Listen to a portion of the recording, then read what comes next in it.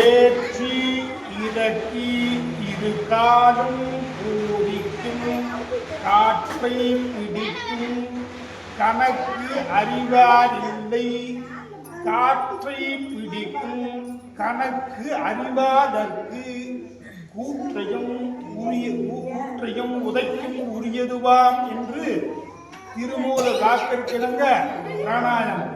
தாராபலம் சந்திரபலம் ததேவா யாபலம் தெய்வபலம் ததேவா love லக்ஷ்மீபதே கௌரீபதே Vani தேனை வித்யா ஓம் ஓம் ஓம் ஓம் ஓம் ஓம் ஓம் சிவாய நமः சிவாஸ்திராய நமः शिवाय नमस्कार शिवत्रमी गवजाय नमः देवादि महामुद्रां स्नानं स्नापयामि वस्त्र आभरण यज्ञोपवीतं पुष्प अक्षति अलंकार सूर्यादि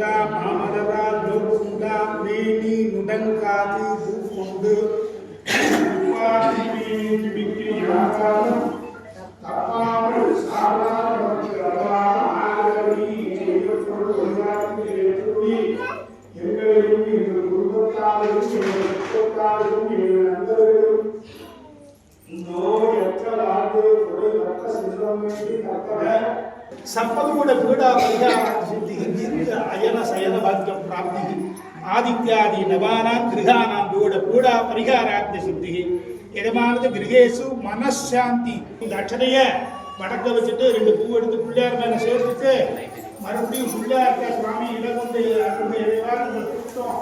நீங்க என்னுடைய ஹிருதயத்திலே இருக்கிறோம் அப்படின்னு வராங்களாக்கு நெஞ்சோடு பிள்ளையார் சேர்த்துக்கும் போல महापद्मा नमः तन्मध्ये अन्तातरम नमः ततः सिंहासनाय नमः धर्माय नमः वैराग्याय वैराग्याय धर्माय माज्ञानाय वैराग्याय वैराग्याय दक्षिणोत्तरमध्ये हस्ताय माधवसाय मासाद्यगाय नमः तन्मध्ये सिंहासनाय नमः कद्वेगाय नमः वेदादगाय नमः दावडगाय नमः कलियुगाय नमः भक्ताय नमः नितिन नमः कराय नमः कराय नमः दक्षिणाय नमः भामाजी नमः चेताय नमः रुद्री नमः गांडी नमः गणधर्मी नमः मनधर्मी नमः बलसंधर्मी इच्छाई मान्यानी मा क्रिया मा वाची मा वागीसति मा माय मा गेटा मा रुद्री मा तिगमा रुद्री मा सूर्य मा ब्रह्मणी मा समोणा मा चिते वितले मा वन्यमंडलाय वन्यमंडलाय मा शक्ति मंडलाधिपतिये ईश्वरा विशुद्धि नमः रुद्रामी पूजयामि रुद्राय नमः रावणं पूजयामि सर्वाय नमः रावणं पूजयामि चंद्रमौलये नमः मौलिं पूजयामि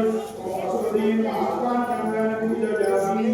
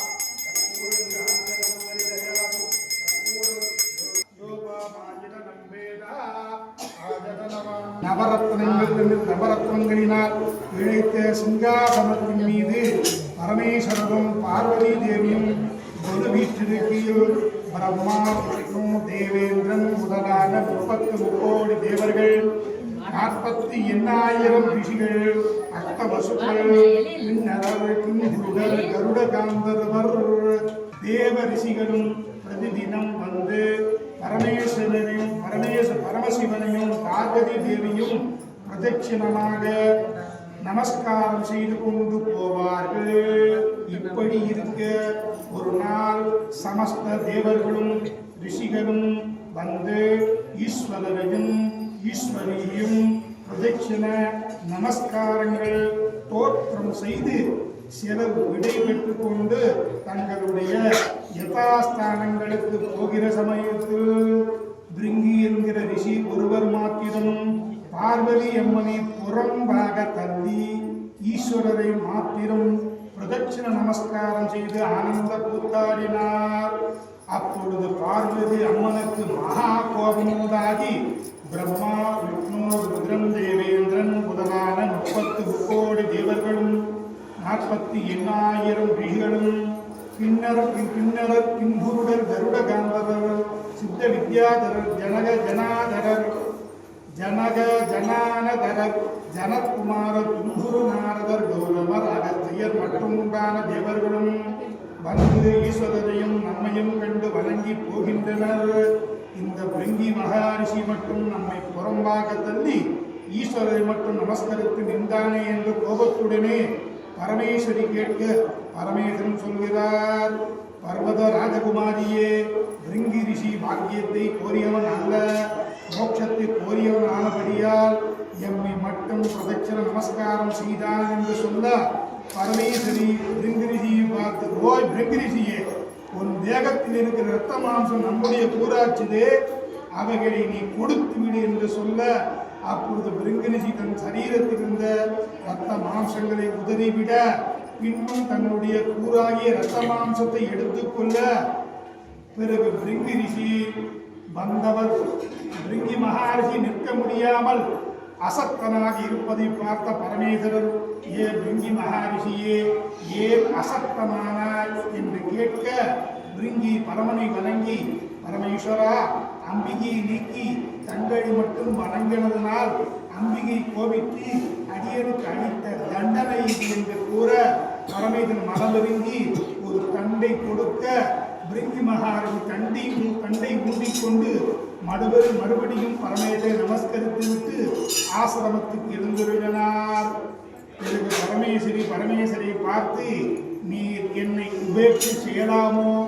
இனி எனக்கு காரியம் என்னவென்று கைலாயத்தை விட்டு பூலோகத்தில் வால்மீகி மகாரிஷி சஞ்சரிக்க நின்ற பூங்காவனத்தில் ஒரு விருட்சத்தின் அடியில் எழுந்தருளியிருந்தார். கைலாசத்துல பார்வதி பரமேஸ்வரன் 2 பேரும் தம்பதியா உட்கார்ந்துருப்பாங்க. அம்மையப்ப அருட்காட்சி அங்கே வரவாளுக்கெல்லாம் அனுகிரகம் பதம் பண்ணுவார். கைலாசத்துல சுவாமி என்பால் உட்கார்ந்துருக்கா. எல்லா ரிஷிகளும் 33 தேவர்கள், 44 ரிஷிகள், சித்தர்கள், ரிஷிகள், மகான்கள், இறுதிகள், கிண்ணறர்கள், கிங்குருடர், கருடகானவர்கள், சித்த வித்யார்த்தி எல்லா தெய்வங்களும் 2 பேர்த்தையும் அம்மா அப்பாவை சேர்ந்து சுத்தி வந்து நமஸ்காரம் பண்ணி, இன்னைக்கு இது நடந்த சுவாமி அப்படின்னு அவருக்கு தகவல் தெரிவித்து அவர் அனுகிரகம் வாங்கி கிளம்பிடுவாங்க. இப்படி நடக்கிற சமாச்சாரம் நார்மலாக தினந்தோறும் நடக்கக்கூடியது. ரெகுலராக பிரதிதினம் இந்த விஷயம் தான் நடக்குது. அன்னைக்கு அப்படி உட்காந்துருக்காங்க. அப்போ பிருங்கின்னு ஒரு ரிஷி இருந்தார். அந்த ரிஷி நேராக கைலாசத்துக்கு வந்தால் சாமியை மட்டும் நான் சுற்றி நமஸ்காரம் பண்ணுறேன். அம்மாவை விட்டார். அம்மா அப்பா 2 பேர் ஜோடியாக உட்காந்துருக்கா. அம்மாவை விட்டுட்டு அப்பாவை மட்டும் சுற்றி வர்றாங்க. ஏன் சுவாமி எல்லாரும் 2 பேர்த்தையும் சேர்ந்து தான் சுற்றி வராங்க, இந்த இவர் மட்டும் இப்படி பண்றாரு அப்படின்னு அம்மா அப்பாட்ட கேட்குறாரு. அதுக்கு அப்பா சொல்றாரு, அவர் நம்மளை மாதிரி மற்றவா மாதிரி பாக்கியத்தை கேட்கல, புண்ணியத்தை மட்டும், நல்வினையும் மட்டுமே வேணும், புண்ணியம் மட்டும் வேணும், பாக்கியத்தை கோரியவன் அல்ல அவன். அதனால உன்னை கல்வி செய்து என்ன பண்ணி சுற்றி வரான் அப்படின்னு அம்பா பரமேஸ்வரன் கொடுத்துருக்காரு. அப்படியா? இப்போ ஏன் வேண்டாமா? நான் வேண்டாமா? சரி, நான் வேண்டாம். இதில் சுவாமி எழுந்து அம்பாள் சதை மாம்சம் ரத்தம் எல்லாம் அம்பாள் அசத்தனாக இருக்கு. அசத்தனாக பின்னாடி வருது. என்ன அப்போ நான் வேண்டாம்னு சொல்றீங்களா? ஓகே, நீ நான் வேண்டாம்னு சொல்ற சுவாமி, உங்களை மட்டும் சுற்றிட்டு புண்ணியம் கிடைக்கட்டும். இது எதுக்கு?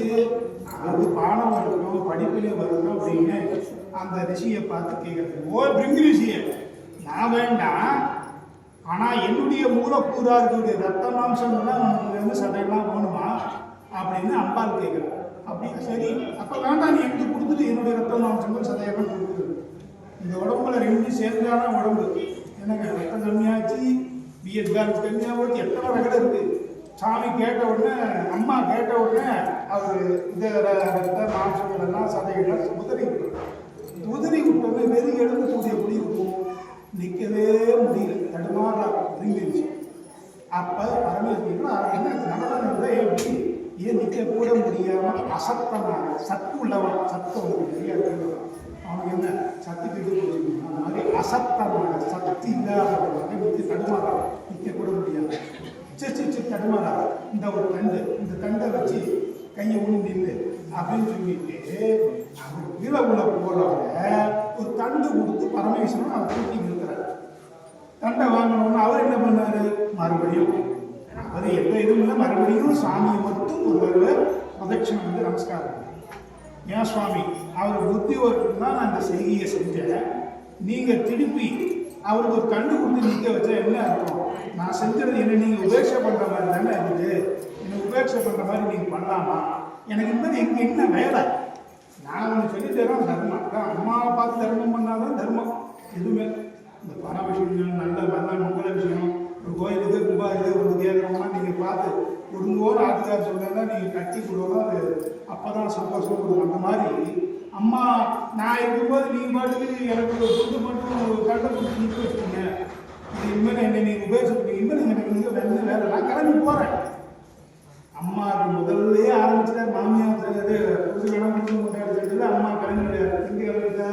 பூலோகத்துக்கு வால்மீகி சஞ்சரிக்கக்கூடிய ஒரு நந்தவனத்துக்கு வந்து உட்காந்து இருந்தது. அம்மா கோச்சிங் பண்ணல, நம்மளுக்கு இதெல்லாம் படிப்பு அதை நம்ம புரிஞ்சுக்கணும். என்ன நீங்களும் அப்படி வருவோம், உலகத்தில் நம்ம கஷ்டப்படுறோம். ஒருத்தர் ஏதாவது விஷயம் ஒன்று தெரியாமல் ஆத்துக்கார செஞ்சுட்டாரு, அதுக்காக கோச்சிக்காதீங்களோ. உட்காந்து ஆராய்ப்போ, ஆராய்ச்சி எதில் தப்பு எது சரின்னு யோசிச்சு நீங்கள் சந்தோஷமாக இருந்தோம்னு சொல்கிறதுனா வழிகாட்டலாம். மறுபடியும் ஆத்துக்காரத்தை போய் சேரணும், அவனுடைய கோபத்தை கணிக்கணும், எல்லாம் நம்ம குடும்பத்தை கவனிக்கணும். அதனால் ஏதாவது விரத பூஜை இருக்கா, அது சந்தோஷப்படுற மாதிரி இருக்கா அப்படின்னு வால்மீகி முனிவர்கிட்ட பரமேஸ்வரி கேட்கிறார். ஆமாம் தாயே, இது வரைக்கும் யாரும் அனுப்பிக்கல. வேதாரீஸ்வரர் ஒரு ஊரம் இருக்குது. அந்த புரட்டாசி மாதம் சுக்லபட்சம் தசமியிலிருந்து ஐப்பசி மாதம் கிருஷ்ணபட்சம் அமாவாசை வரைக்கும் 21 நாள் நாள்தோறும் ஆலமரத்தின் அடியில் சிவலிங்க பிரதிஷ்டை செய்து சந்தனம் மஞ்சள் குங்குமம் எல்லாம் வச்சு ஒரு அதிர்ஷ்டம் வச்சு ஒரு 21 இலை கையில் த்ரெட்டை கொண்டு வந்து கையில் மந்திரம் முடி ஒவ்வொரு நாளைக்கு ஒரு முடியாக முடிச்சு 21 முடிச்சு இந்த அதிர்ஷ்டத்தையே உண்டு 21 நாள் விரதம் இருந்தால் தீபாவளி அமாவாசை இன்னைக்கு அம்மா பரமையில் சந்தோஷமாகி நம்ம பிரத்யட்சமாகி நம்ம கேட்ட வரத்தை அனுபவமா அப்படிங்கிறாங்க. ஓஹோ அப்படியா, இது ரொம்ப விசேஷமான விரதம், இது வரைக்கும் யாரும் அனுமதிக்கல அப்படின்னா சரி அப்படின்னு சொல்லிட்டு பரமேஸ்வரி தான் முத நீங்கள் பார்க்கணும். எல்லாம் இங்கே தாய்மார் தான் இருக்கா. எல்லாம் நான் சின்ன குழந்தைங்க நான் பார்த்துட்டே எல்லாமே தாய்மார்கள். இந்த சக்தி கேட்குற பொண்ணு என்ன பூஜை என்ன பொருள் நீங்கள் எல்லாம் கேட்டு வரலாம். உங்களுக்கு எல்லாம் வருஷம் மாதம் தெரிஞ்சுதான் அடுத்த ஜென்ரேஷன் போய் சேர்க்கணும் அப்படிங்கிறதுக்காக தான் உட்காந்து வச்சு என்ன.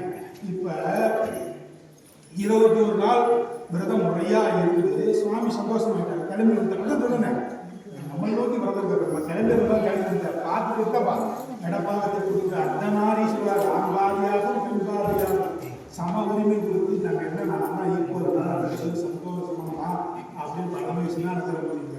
ஏன்னா அவரே கிளம்பிலிருந்து அவரே இடப்பாக கொடுத்து திருப்பி கூட்டிட்டு வர கேட்டார்.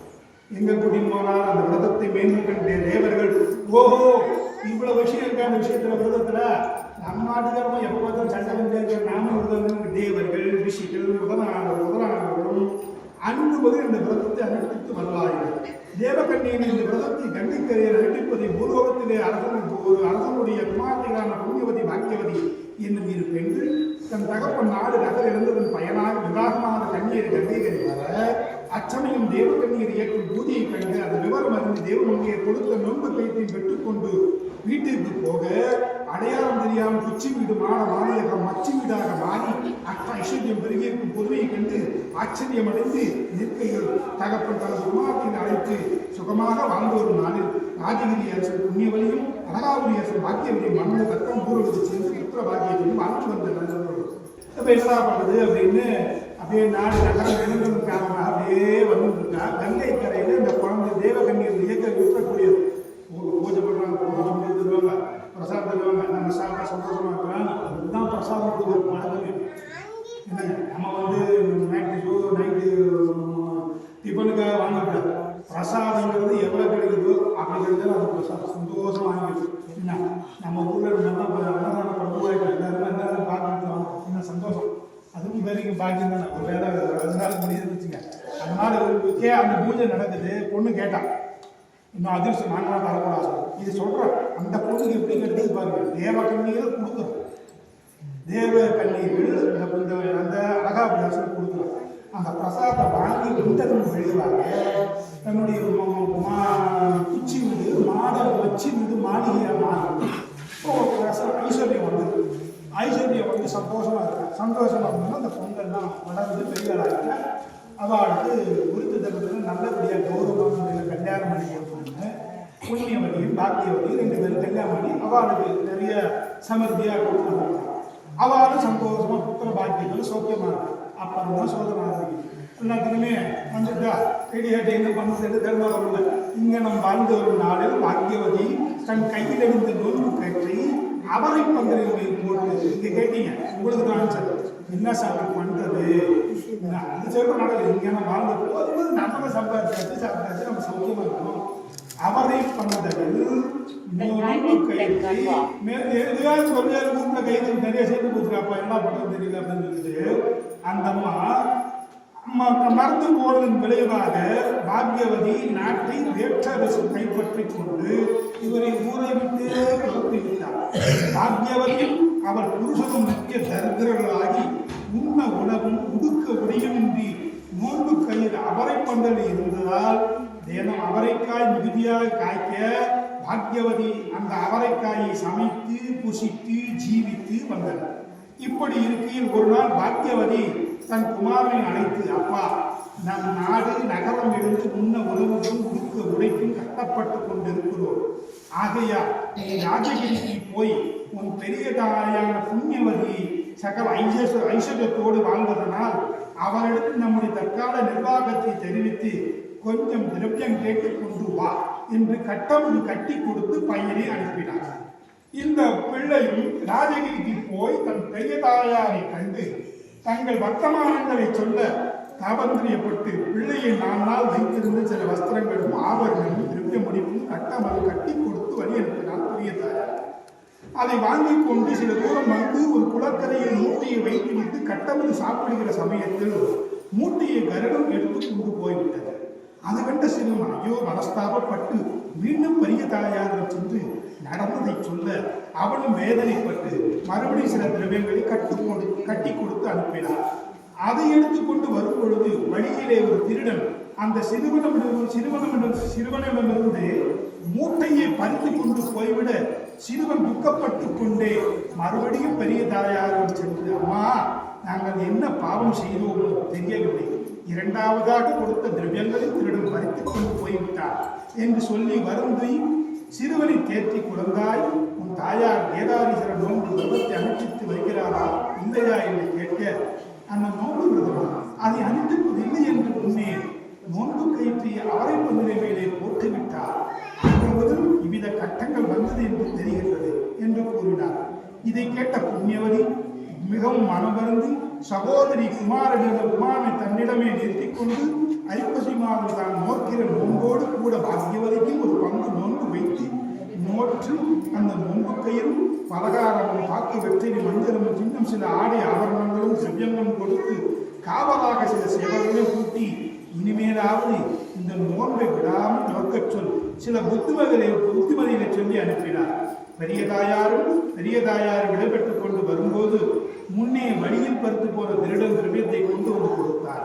கருடன் மூட்டையை கொண்டு வந்து போட்டுவிட்டு உன் தாய் கேதாரீஸ்வரன் நோன்பு விரதத்தை விட்டுவிட்டதினாலேயே இவ்விதம் வந்தது. இனிமேலாவது பயபக்தியுடன் நோன்பை நோக்கச் சொல் என்று சத்தம் உண்டாக்கி கூற சிறுவன் ஆச்சரியப்பட்டு பயபக்தியோடு சந்தோஷத்தோடு தன் வீட்டிற்கு வந்து தன் தாயின் கையில் பெரிய தாயாரால் கொடுக்கப்பட்ட நோன்பு கயிற்றையும் பலகாரத்தையும் முன்னே கொடுத்து பிறகு தனத்தையும் கொடுத்து நடந்த விஸ்தாரங்களும் சொல்ல கேட்ட பாக்கியவதி உண்மைதான், என்னுடைய அகங்காரத்தினாலே கேட்டே என்று சொல்லி ஸ்நானம் செய்து கேதாரீஸ்வரர் நமஸ்காரம் செய்து கைத்தை வாங்கி கட்டி கொண்டார். அந்த நாளிகைக்கே தங்கள் பட்டணத்தை பிடுங்கிச் சென்ற அரசன் பட்டணத்தையும் யானை சேனை பரிவாரங்களையும் பகுதியையும் கொடுத்து போயிருக்கார். பிறகு முன்போதவே பாக்கியவதி ஐஸ்வர்யங்கள் உண்டாகவே தான் முன் நோக்க தவறியபடியால் இந்த கேதாரீஸ்வரர் வறுமையை தந்தார் என்று அறிந்து அன்று முதல் நோன்பை கைப்பற்றியதால் சகல சம்பத்துக்களோடும் பெரிய சுகபோகத்தோடு வாழ்ந்து வந்தார். ஆதலால் இந்த பூலோகத்தில் கேதாரி விரதத்தை மனப்பூர்வமாக விரும்பி செய்பவர்களுக்கு பரமேஸ்வரன் சகல செல்வங்களையும் அனுகிரகிப்பார். அன்பர் இந்த நோன்பை பக்தி வினயத்தோடு செய்து சுகக்ஷேமங்களை அடைந்து மேன்மையாக வாழ்வீர்களாக.